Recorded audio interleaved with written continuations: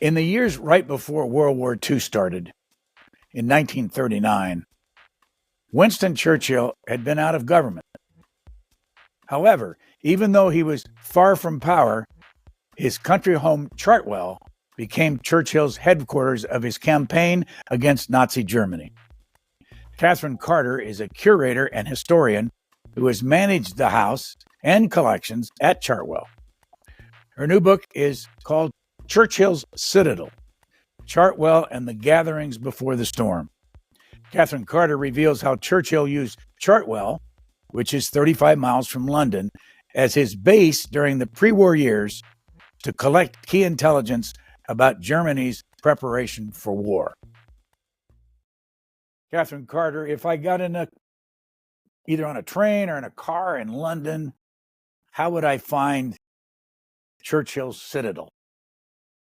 London is widely full of books that accommodate it, so you wouldn't have to go too far before you could find a copy. But how far if I got in a car, how long would it take me? How many miles is it, or kilometers? To get to Chartwell, it would take you, probably an hour to an hour and a half, depending on how you were to travel there. What is Chartwell? Chartwell is a house that was Winston Churchill's primary residence for the latter half of his life. So it was the place that meant to him more than anywhere else and was his family home from 1924 onwards. When did you first see it? I first saw it shortly before I started my role there. I'm from the north of England originally, so it was a while before I managed to get myself down to the very south where Chartwell is. But yes, it would have been 2013, and I've been there ever since. Your book really covers 1932 to 1939. Why that particular era, and why did Chartwell matter so much during that period? There's something very telling about the fact that when the Churchills were deciding how they wanted Chartwell to be open to the public, they chose the 1930s. Of all the decades that he was there, that was the one that they saw as the most significant. And Chartwell is very often described by historians as his escape, this rural idyll where he could escape the pressures and frustrations of life in politics. And I always thought that did it a little bit of an injustice. To me, its significance really does have its origins in the role it played during his wilderness years, as you described, from 1932 to 39, and his tireless campaign against Nazi Germany during that time. Why do you call them the wilderness years? The wilderness years is a term that Winston Churchill himself coined to describe that period, although my book does bring question to that, because that does imply that he is in a helpless state away from high office. And even though he's not in government, he's certainly not resting during those years. How did he use those years at Chartwell? Chartwell served a very distinct purpose because being in a remote location, it meant he could have conversations and meetings with people without the prying eyes of Westminster or being anywhere where he felt the walls might have ears. It would be entirely private. And so these individuals could come and meet with Winston Churchill, at that point one of the few voices raising the alarm about Nazi Germany, and disclose their fears about that regime. Early in your book, you tell us how many servants he had. Well, the number of servants varied over the decade. It was very much in line with his finances, understandably. So as his finances ebbed and flowed, the servants either increased or decreased. But it's my belief that they played a pivotal role in that period, and in fact, across his whole life. I would say that the servants' lives revolved around Chartwell just as much as the Churchills. At its peak, how many would he have there at any one time? It could be around 12 across housemaids, gardeners, handymen, cooks, that sort of thing. But in the years after the war, it actually increased even more because at that point, a peacetime prime minister at Chartwell, he needed more secretaries and more resource. So it could oscillate depending on his political fortunes as well as his financial ones. You open your book with a story about Hitler. What was it? The remarkable near-miss moment I describe in Churchill's Citadel is when Winston Churchill was due to attend a dinner in Munich in the summer of 1932, with, amongst the intended guests, one Adolf Hitler, head of the largest party in Germany at that point, though not yet Chancellor. And it's a remarkable story whereby Hitler, showing his poor judgment, makes the decision that actually Winston Churchill, by then a backbench member of Parliament and not in government, probably wasn't worthy of his time. And so stands Winston Churchill up. Who's Putzi? Putz, Go ahead. Putzi Hemstegel was Adolf Hitler's foreign press secretary, but also served as his social secretary. So he was the man who was tasked with making sure that Adolf Hitler met and knew the right people to be politically beneficial to him. And Putzi knew Winston Churchill's son Randolph, who was a foreign correspondent in Germany at this time, covering the quick-fire series of Reichstag elections that were taking place. So that's how the stars aligned, that Winston Churchill and Adolf Hitler very nearly met. His son Randolph is all through your book. Tell us about him. Randolph Churchill is a remarkable character. He is someone who is keen to follow in his father's footsteps. So he starts out as a successful journalist, much like his father, and also tries his hand at politics over the course of the decade as well, standing in several elections, again, following in his father's footsteps. Though, of course, it's quite a hard thing to follow in the footsteps of Winston Churchill. How often did he get elected to Commons? He wasn't elected during the 1930s, so that didn't come until later. So his rise to the heights of his own political career featured after the end of this book. So when did you get the idea for this book?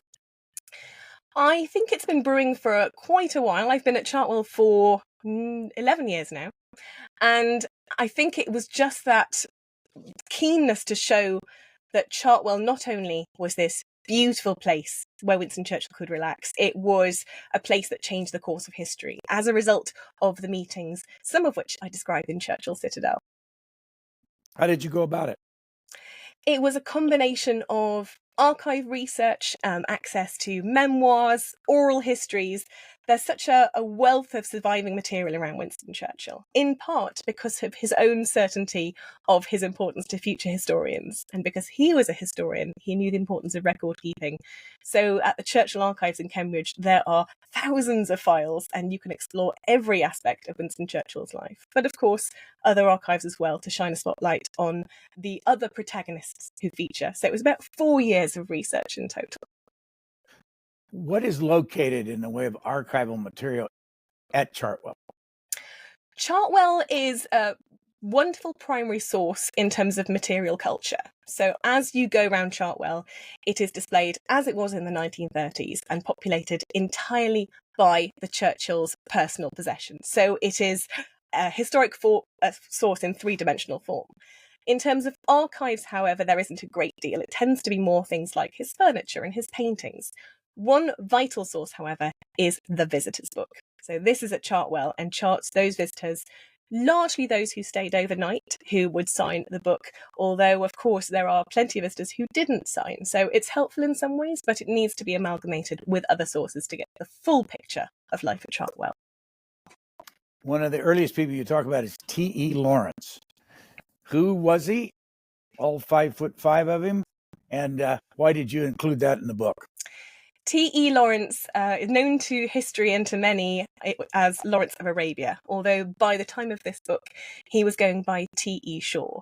The reason for which is that he had gained worldwide fame for his role in the First World War, and he was a very shy individual. So he objected, understandably, to paparazzi chasing him, and he was desperately trying to get anonymity by that point. And he was a close friend of Winston Churchill's. The pair had worked together after the First World War, when Churchill was Secretary of State for the colonies. And from that point on, they remained very close friends. And he was able to advise on numerous matters, including in the case of Churchill's Citadel, specifically the Air Force and how the Air Force might defend Britain in the event of aerial bombardment. How often did T.E. Lawrence visit Chartwell? He visited quite a few times. In terms of the visitor's book, there's only a handful. But as I mentioned earlier, that isn't a comprehensive list of every single visitor. There are other times when he's coming and going. But he was definitely a favourite amongst the Churchill family, sometimes even dressing in his famous robes to delight the children, other times arriving on his motorbike, which caused much excitement among the household staff when they heard his motorbike arriving on the driveway. So, if not the most frequent, he was certainly among the favourite visitors to Chartwell. What was the impact, and it's in your book, about the abdication of the king? The abdication crisis had a huge impact on Winston Churchill. He was someone who saw monarchy as a stabilising thread in Britain, and having watched other royal households across Europe topple in recent years, he was very keen to ensure that this stabilising influence of monarchy survived. So when Edward VIII wanted to marry Wallis Simpson, and it brought into light a constitutional crisis as to how would the British monarchy survive this, he took it upon himself to play a direct role in the proceedings. A role that was at odds with not only the government's view of the day, but even his wife thought he was making the wrong call. So unfortunately, his stance during the abdication crisis did not serve him well in terms of his political prestige in the 1930s. So what did he do that made people mad or his wife didn't like? He was backing Edward VIII in terms of essentially wanting to calm things down. There was a real sort of escalating momentum around the need for an abdication and the need for his brother to ascend to the throne. But what Winston Churchill wanted to do was essentially play for time. He wanted to look at whether there was historical precedent that could allow a king to marry a divorcee. He also thought it was possible that Edward VIII might lose interest in Wallis Simpson. He'd had other long-standing mistresses before, and perhaps it might be the case that this might solve itself if the situation was given time. However, the government's prevailing view was that this needed to be sorted quickly, and so Winston Churchill's decision to try and buy time was seen as an obstruction to the course of events that were necessary to secure the next monarch. Which monarch was Winston Churchill closest to? He was closest, I would say, to George VI. I think their relationship during the Second World War was a vital one. Don't get me wrong, it wasn't the warmest relationship at the outset, for the reason that Winston Churchill had backed Edward VIII during the crisis. But very quickly, George VI saw that Winston Churchill was the only man who could have been leading the British government at that point in time during the war. And there was, as the years of war passed, an increasingly warm and friendly relationship between the two. If you were invited to Chartwell, what did that mean for somebody? What was their day like? When were they supposed to show up? When was the meal served? That kind of thing. If you were invited to Chartwell, you were probably someone that Winston Churchill really wanted to have extended time with. He didn't entertain on a grand scale at Chartwell. It was very small groups. So you were either someone that Winston Churchill wanted to persuade to come around to his way of thinking, or someone who could bring much needed insight, intelligence, estimates of armament in the case of the 1930s, whatever it may be. So you would arrive at Chartwell, say if you were coming for lunch, probably a late morning arrival, and you would be probably waiting in the drawing room for some time with the Churchill family, because he would be busy working in the study upstairs right until the last moment and was notoriously unpunctual. So you might be waiting a few minutes longer than you think. Then you would descend with the rest of your party down to the dining room, which is on the lower ground floor of the house, facing the beautiful views, and be treated to some rather spectacular cuisine, as well as scintillating conversation. What about his own personal habits of drinking, smoking? I mean, was there always a cigar in his mouth? The cigars were an ever-present feature in terms of Winston Churchill. They were particularly a tool that he used in public, because, of course, he wanted to be recognisable, and the cigar is so synonymous with Winston Churchill. But they were also a feature behind closed doors as well. In terms of the drinking, there's a wonderful quote of Winston Churchill's where he was saying that a pint bottle of Paul Roger, as you could buy it in a pint at that point, could serve 2 people ideally for lunch and 1 per visitor for dinner. So that gives you an idea of the celebratory atmosphere that awaited you at Chartwell. If you came for lunch and it was served about 1:30, how long would you be there? If you'd come for lunch, it might be the case that you might be staying the entire weekend. There are quite a few visitors who would come for an extended period of time. But alternatively, if you were a lunch visitor, often Winston Churchill's 4 o'clock nap was the sort of cut-off point, if you will, because that was something that he did absolutely every single day. It was necessary for how he worked. He would work until 2 o'clock, 3 o'clock in the morning. And in order to achieve that, the afternoon nap was a crucial component. So you could either be there for the afternoon until that point, or potentially several days, depending on your relationship with Winston Churchill and how long the invitation was for. What did you learn about the lunch itself? How much did he talk and how much did he listen? Depending on who you were, you could either be someone like T.E. Lawrence, where it was said that you could hear a pin drop because he had a very soft, quiet voice and people hung on his every word. But he was said by Winston Churchill's daughter Sarah to be something of an exception. More often it was the case that Winston Churchill would be holding court. So he would be the one dominating the conversation, but also very keen to hear the insights of those in attendance as well. There are characters in your book. I say characters only because Americans don't know a lot of these names. Who is Frederick Lindemann? Professor Lindemann, Frederick Lindemann, as you say, was a friend of Winston Churchill's who was a professor of physics at Oxford University.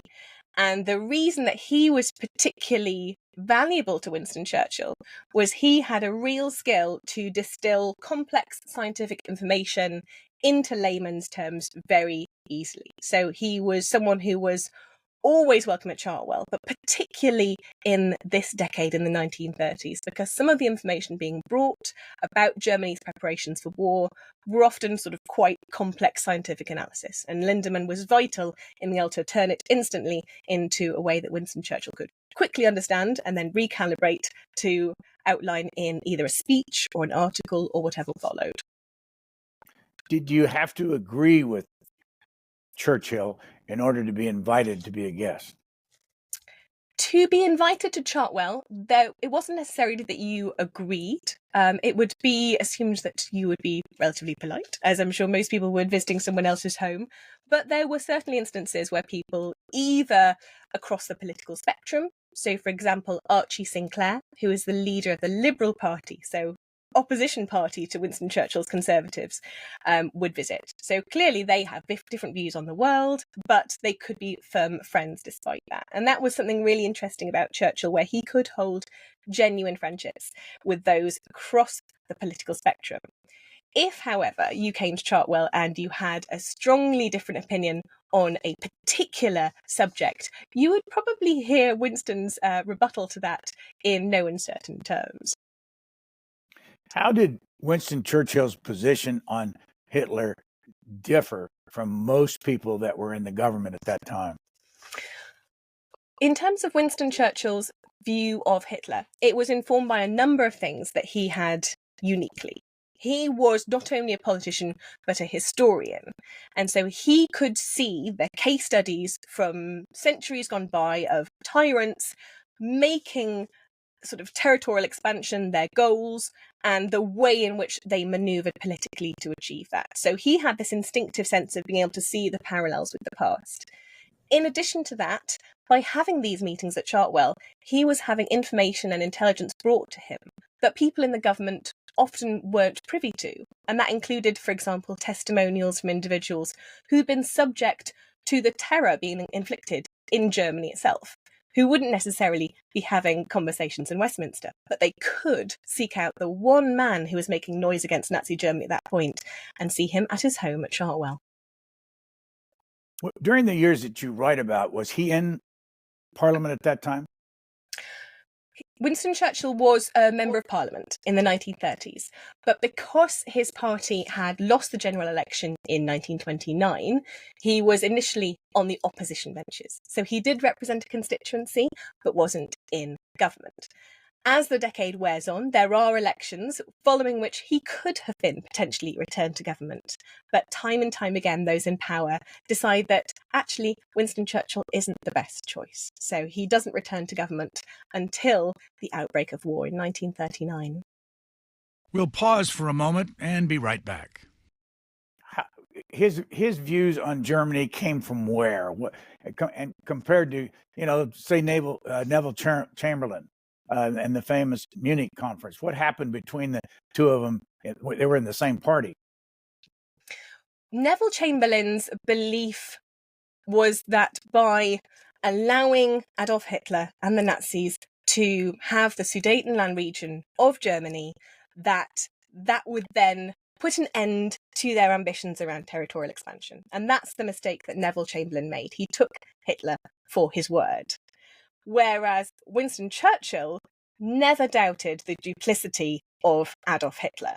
And in fact, had this sense that every single time that Britain acquiesced and let Germany have this free hand in Europe, they were giving it not only more power, but more manpower every time it expanded, more access to factories in different newly gained territories.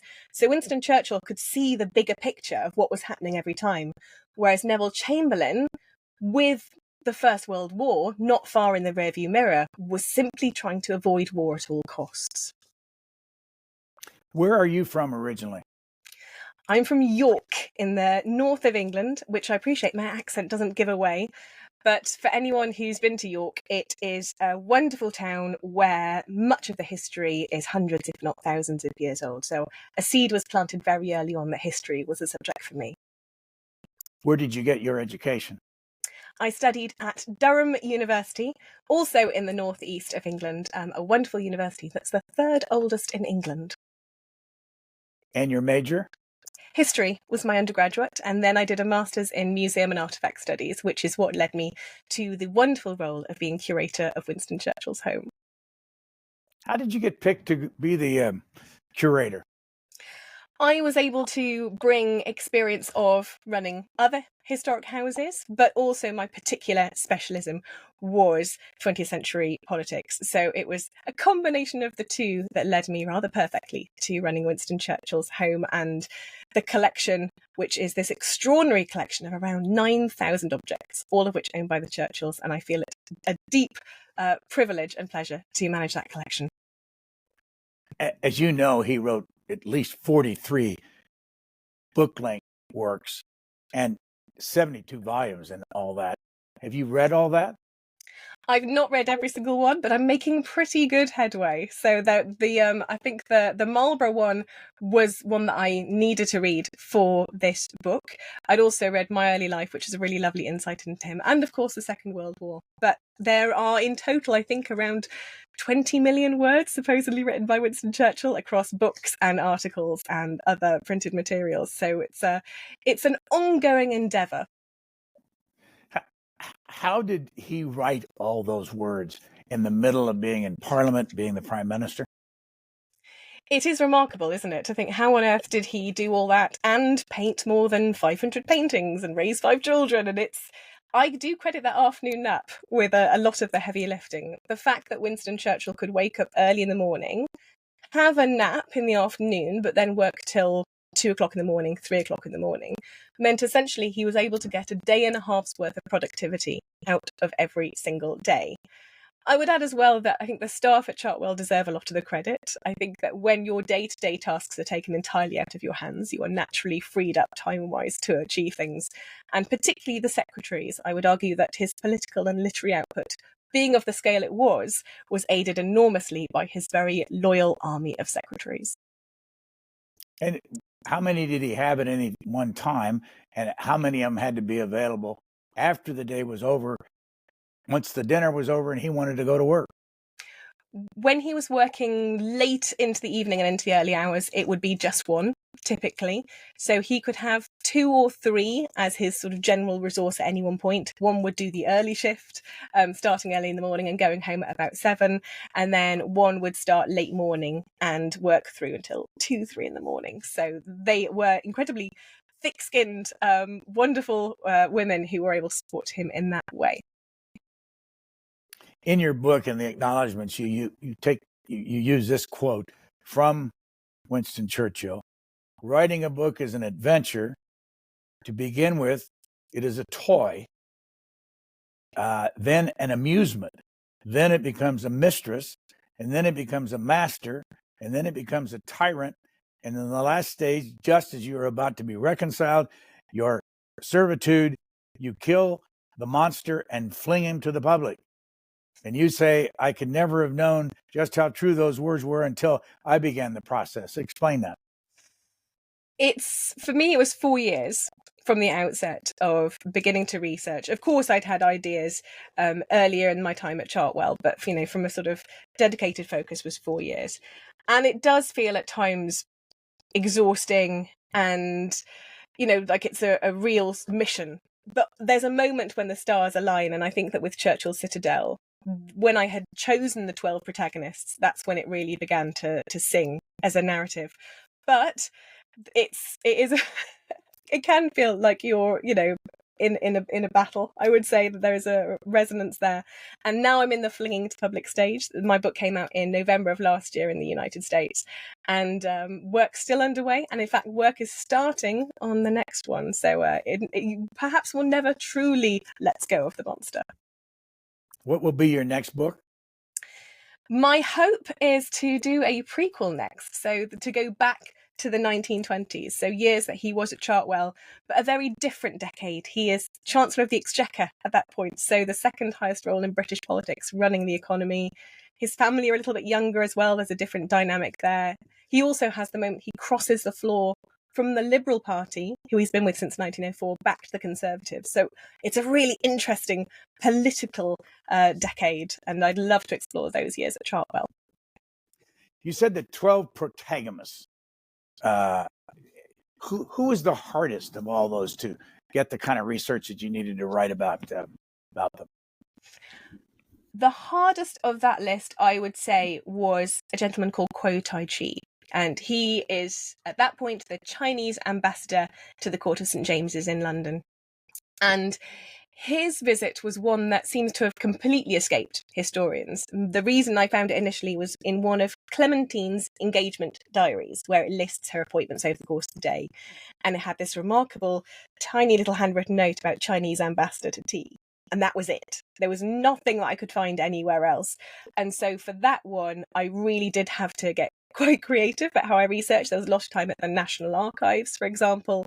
So I couldn't as easily go to Winston Churchill's records. It took a very different approach, but I was particularly delighted with that one because it did able to shine a spotlight on the fact that even before he's in government, in those last weeks of peace, you have representatives of governments of countries already under the conditions of war seeking out Winston Churchill. And so it was among the most rewarding to be able to bring that chapter to life.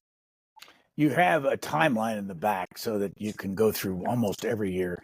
But just for purposes of this discussion, when did Winston Churchill get back into the government, and when was he prime minister? He was asked to return to government in September 1939, but he held the role of First Lord of the Admiralty at that point. So he wasn't prime minister at the outset of the war. That came later. So that was in May 1940 when he was appointed prime minister. It's a rather unusual thing because there wasn't an election in 1940. There wasn't any kind of vote. He was simply appointed to that office. But thanks to events as outlined in Churchill's Citadel, it was so obvious that he was the right man for that hour. So that's the timeline. September 1939, back into government after Britain's declaration of war on Germany, and then the following May, he's prime minister. How often did Albert Einstein visit, and why?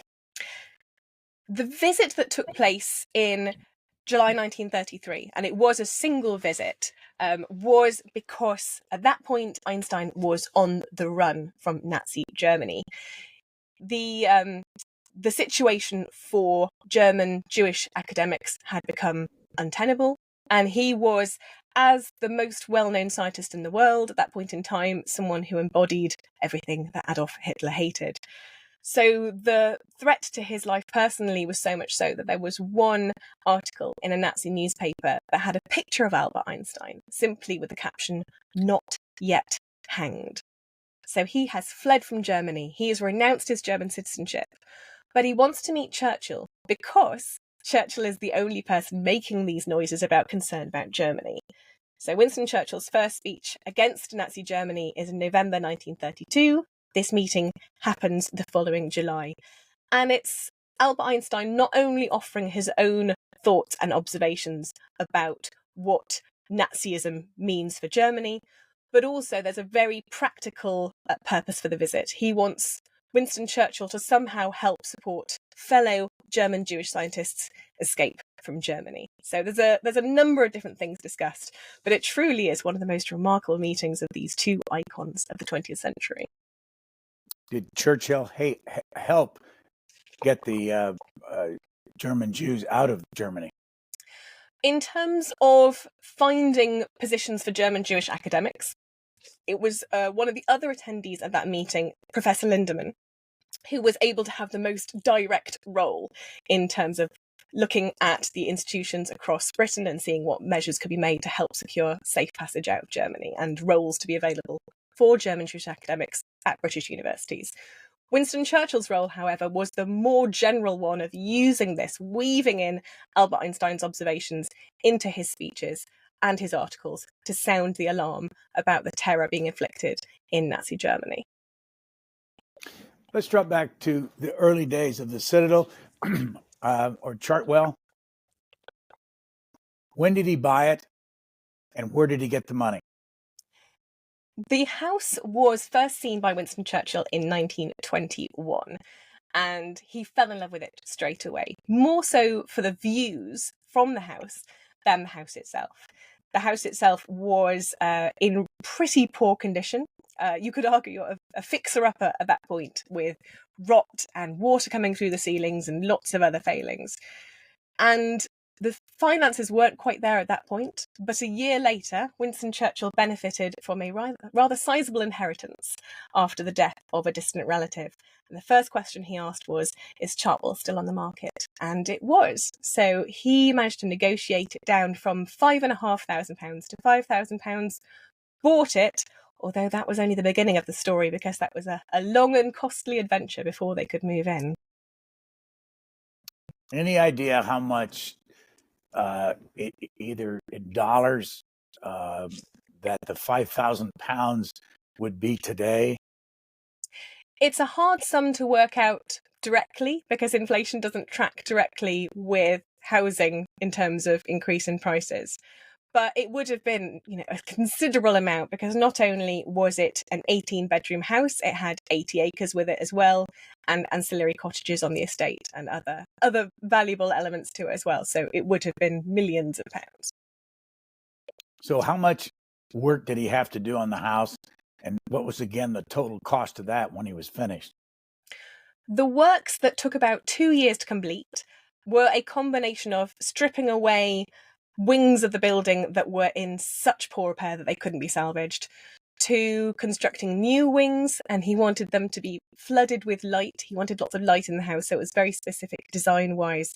But also the architectural style was transformed. It had, over its centuries, evolved into a style called Scottish baronial, which was quite a lot like Victorian Gothic, and you can imagine by the 1920s was very out of vogue. So the works that were undertaken took a lot of time, and in total, beyond the £5,000 spent on buying it, you're looking at another £20,000 on the remodelling, and then a further 10 on the furnishing and the decorating. So suddenly a £5,000 house is 35,000, so 7 times what he paid for it to get it ready to move in. I want to drop back a year before 1932, where you began your book. And when he was in New York City on a visit, promoting one of his books, he got a call at 10 o'clock plus at night from Bernard Baruch, said, come over and visit. What happened? That one, the visiting question, I believe you're referencing the accident that took place in New York, unless I'm mistaken. So that was when he was crossing the road and looked the wrong way, sadly. He fell into his old habits of the way that cars come back in England, looked the wrong way, stepped out into the road, and was hit by a mechanic who was driving a car at that point in time. And it was pretty serious injuries, actually, that he, that left him in hospital for several days. So Winston Churchill has this remarkable lifelong sort of list of, instances where he's nearly lost his life. And that New York misadventure, as he called it, was definitely a near miss. And aren't we all lucky that he was able to recover and resume his campaigns over the 30s as he did? How often was he sick during the time that you, the years that you write in the book? The main instance of illness for Winston Churchill at that point would have been his attack of paratyphoid, which he contracted actually shortly after the near-miss meeting with Adolf Hitler in Munich in 1932. And that did leave him severely impacted. He was very, very weak afterwards. And in fact, his daughter Sarah referenced that they had to sort of maneuver him around Chartwell in a wheelchair for a while. So that affected him very, very seriously. And that's one of the reasons it took him as long as it did to make his first speech against the Nazis in Parliament, because he was in Germany in August 1932. And it was only November 1932 when he was strong enough to return to Parliament to make that speech. Did Joseph Kennedy Sr. visit Chartwell? Joseph P. Kennedy visited Chartwell in 1935. So father of President John F. Kennedy visited with his wife Rose on a rather rainy day in October 1935. And what was their relationship? Their relationship was, well, I think Churchill was optimistic at the outset. He genuinely hoped that this could be the start of a wonderful friendship where he could have a well-placed ally, given that Kennedy was a friend of President Roosevelt, and Winston Churchill could sense the importance of the United States in terms of opposing Nazism as the decade wore on. So he really hoped Kennedy would champion the idea of a special relationship at that point.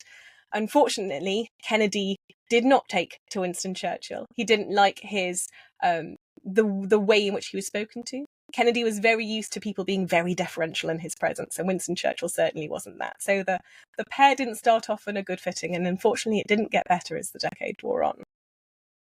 I have some other names for you. Stefan Laurent. Stefan Laurent is an individual who was a newspaper editor. He was the editor of the Munich Illustrated Press at the time when Adolf Hitler rose to be Chancellor of Germany. But he quickly found himself arrested as a political prisoner, as an enemy of the regime. And following his arrest, he spent a number of months in prison. He was released, but only because he was actually a Hungarian citizen. And so the Hungarian embassy got involved, entered into negotiations with Munich's head of police, who would later become much more famous, one Heinrich Himmler. So Laurent is released, comes to Britain, becomes editor of the Picture Post, a very widespread and widely read publication, and platforms Winston Churchill, because that meeting that takes place is in February 1939, and he wants to give Winston Churchill all the column inches he can. And in fact, when Winston Churchill is appointed Prime Minister in 1940, he credits Stefan Laurent with the fact that that transition was as smooth as it was, because he'd helped his message get to so much of the British public at that vital time. Do you happen to know why Mr. Laurent ended up in the United States? He went to the United States because after war broke out, there was the need for him to report to police stations on a weekly basis based on his citizenship and not being a British citizen. And he disliked that rather intensely. He thought that particularly the fact that he had been opposing the Nazi regime, he'd been a prisoner of theirs during his time in Germany, that it was unacceptable that he be asked to report to the police on a weekly basis. Decided that a better life awaited in America. And so that's why he made that journey. Another man, another German, Heinrich Brüning. Brüning was a former Chancellor of Germany. He had held the office between 1930 and 1932, so the very latter years of the Weimar government. And consequently, anyone who had been part of that previous government upon Hitler's ascent to the chancellorship was instantly deemed a political opponent. And so there are quotes from his friends at that time in Germany saying he looked like a hunted animal. Such was the need for him to hide, and such was the fear for his life. So he comes to England and meets with Winston Churchill to bring intelligence, but also he brings other individuals who can offer insights as well. We're going to briefly interrupt this conversation and continue in a moment. How aware were the British about Chartwell during those years? Did he get publicity for having all these, luncheons and visitors come to Chartwell? There wasn't publicity per se, because it is Winston Churchill having dinners and lunches with people he knows or with acquaintances in the privacy of his own home. So there isn't any need for regular reporting because it's a personal residence. And he had always had a very widespread and varied network. So there wasn't anything on paper vastly different about what was happening at this point to how he'd always conducted himself. Did he ever have reporters in the room? The only instance where there was a reporter present was the Stefan Laurent visit. And part of the reason for that was because there was a press photographer there to include photographs of their discussions in an issue of Picture Post. But apart from that, we are entirely reliant on written accounts, diary entries, letters back and forth, and personal photographs to have an understanding of what was said. Where's the bulk of the material, the archive material located in Great Britain on Churchill? The Churchill archives at Churchill College in Cambridge University hold the vast majority of records pertaining to Winston Churchill's life. They are a wonderful resource with whom I work regularly, and they are able to, through their correspondences, represent the entirety of Winston Churchill's life. And it's not just his. They have papers of Clementines, of their children, of siblings, of cousins, so it's an incredibly rich and varied archive. He had 5 children, you say. How many of them grew up in Chartwell? When they bought Chartwell in 1922, some of the children were already at the age where they were sort of naturally at the point of moving out and setting up their own lives and households. So consequently, in terms of those who spent their childhood there, well, Mary, the youngest child, was born in the same year that they bought Chartwell. So she spent her entire upbringing there. And there's wonderful accounts from her remembering it being a Garden of Eden, she described Chartwell as. Sarah was slightly older, but she also grew up there from a time. And but then the older ones had largely moved out by the time the book kicks off in the 1930s. How many visitors do you get a year? To Chartwell, we typically get over 200,000 visitors a year. So it's an incredibly busy site. And so it goes to show that interest in Winston Churchill definitely doesn't show any sign of diminishing. Do you have to have a reservation in advance? You can visit on the day, or you can pre-book. It depends on how much you value certainty. But there are some days where tickets do sell out. So I would always recommend people pre-book if they can. What's a ticket cost? Depending on how much you want to see, but around the £20 mark would get you tickets to the house and the studio as well.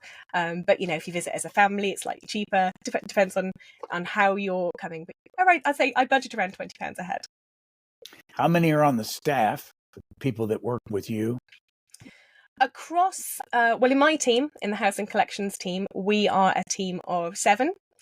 But we are also supplemented by a wonderful team of volunteers, around 250 volunteers I have working with me. But then there's also the teams across the gardens, our visitor welcome, cafe, shop and that sort of thing, totaling around 35 full-time staff. If you come to visit and you don't have a car, what's the easiest way to get there?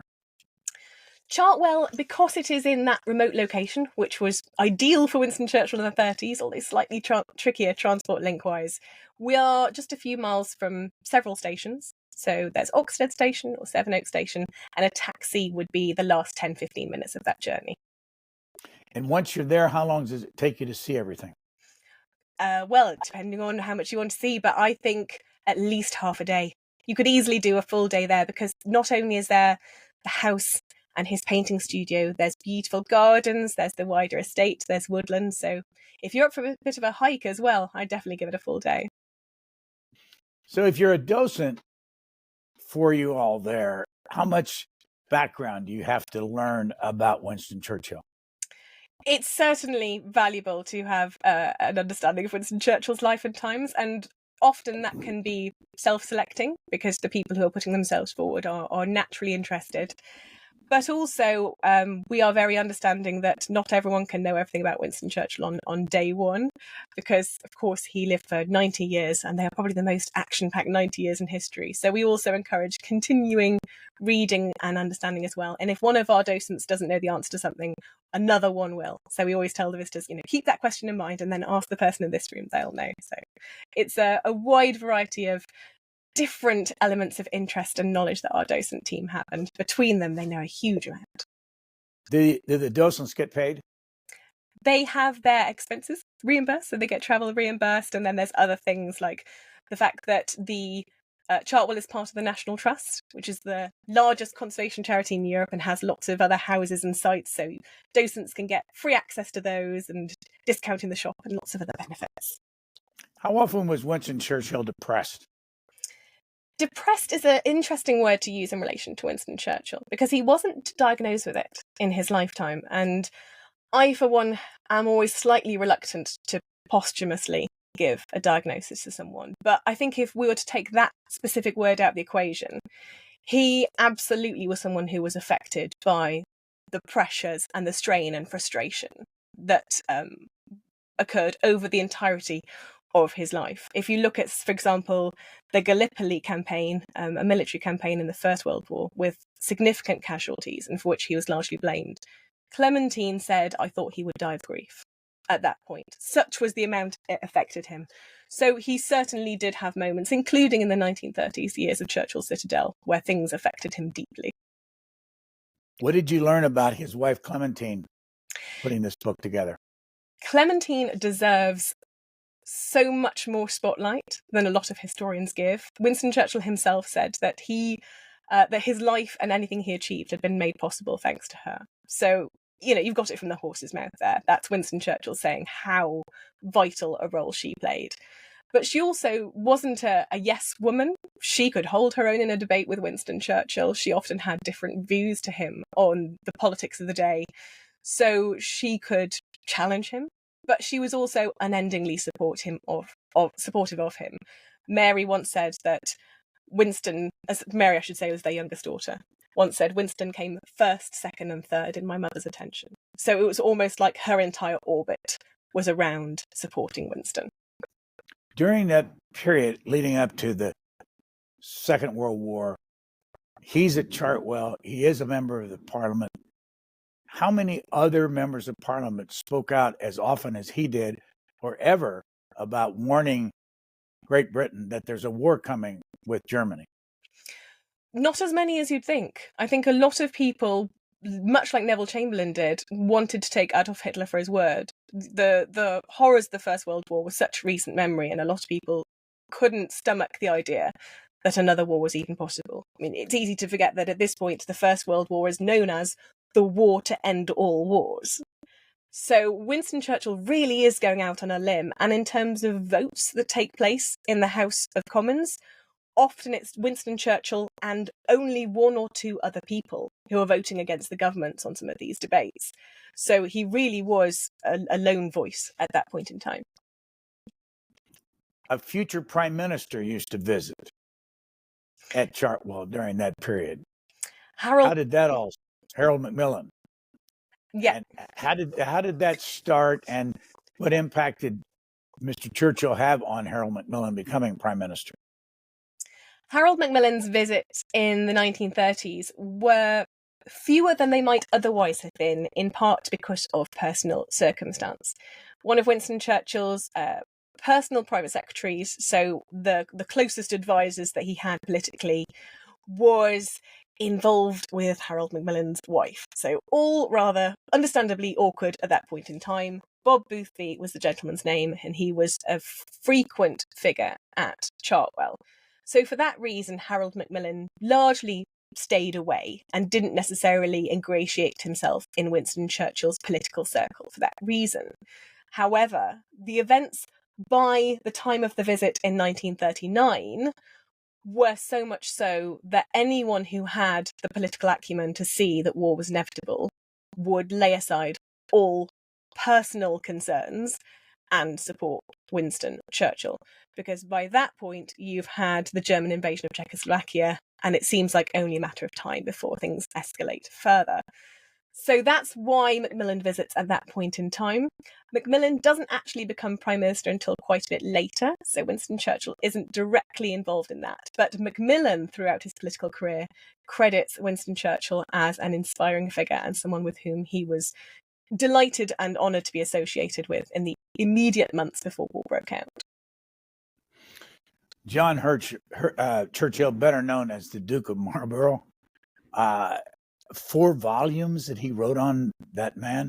What was so interesting about him that required 4 volumes, and how closely was he related to him?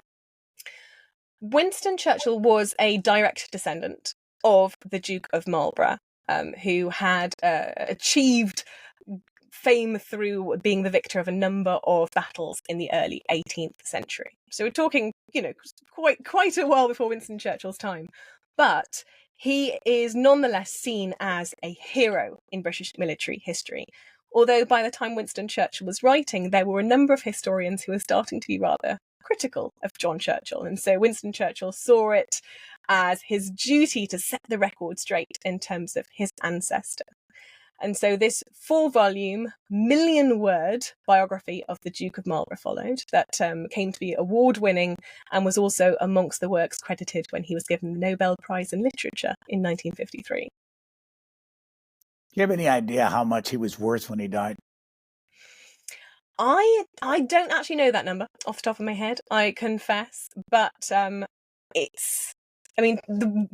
Churchill's financial situation was alleviated considerably shortly after the Second World War, I should say, when there was a conversation that took place about the upkeep of Chartwell. Chartwell had remained costly even after they'd bought it, and so there was discussion about potentially having to sell it. And at this point, a group of admirers thought, well, how can this be the case? How can Winston Churchill possibly lose the home he loves so much at this point, right after achieving victory in the Second World War? So they clubbed together, gave it to the National Trust on condition that the Churchills could live the rest of their lives there. So fortunately, at that point, their financial situation was alleviated considerably. Not only that, but his best-selling History of the Second World War came out over the course of the 1940s as well. So at that point, their finances, compared to the 30s, when it could be on an absolute knife edge, but by the 40s and 50s, was, I'm sure to Clementine's relief, much healthier. So reading your book will give you a tremendous amount of information between 32 and 39 and some other information that's on the edges. But is there a book or authors that you would recommend if somebody wants to start their Churchill education? That's a really good question. I think that for me, the best single volume is Andrew Roberts's Walking with Destiny. That work is an absolute masterpiece. I think as well, though, there's some really interesting ones looking at other angles. So, for example, there's a book called No More Champagne, written by a gentleman called David Locke, that looks particularly at the Churchill's finances. And their finances inform so much of the decision-making over their lives. And that's a really brilliant account from a really unique angle. So I'd probably say that one as well. But Andrew Roberts is the ultimate one for Winston Churchill in a single volume. Is the David Locke the gentleman that you interviewed and is on YouTube that you can watch your discussion with him about finances? I did indeed interview David Locke. That was a brilliant discussion, which I thoroughly enjoyed. And for him as well, being at Chartwell, Chartwell is such a big part of the story of the Churchill's finances. So it was a very hand-in-glove interview and one I thoroughly enjoyed. How do you spell his last name? David Lough. It's Lough. So not how it's pronounced, but yes, that's it. Yeah, I did watch it, and I must say it was very, very interesting. He knows everything about his finances in some way or another. I think he spent about 10 years working on that book in total. So he definitely immersed himself in the subject, and you can tell from reading it that it is also a masterpiece, I would argue. And anybody listening to this can go watch it on YouTube if they're interested and watch Katherine Carter in other venues. But the title of this book is Churchill's Citadel, Chartwell, and the Gatherings Before the Storm. Katherine Carter, thank you for your time. Thank you for having me.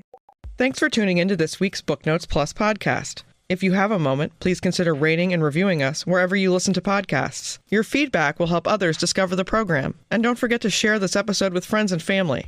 For the latest on new episodes, schedule updates, and more, follow us on X @C-SPAN Radio.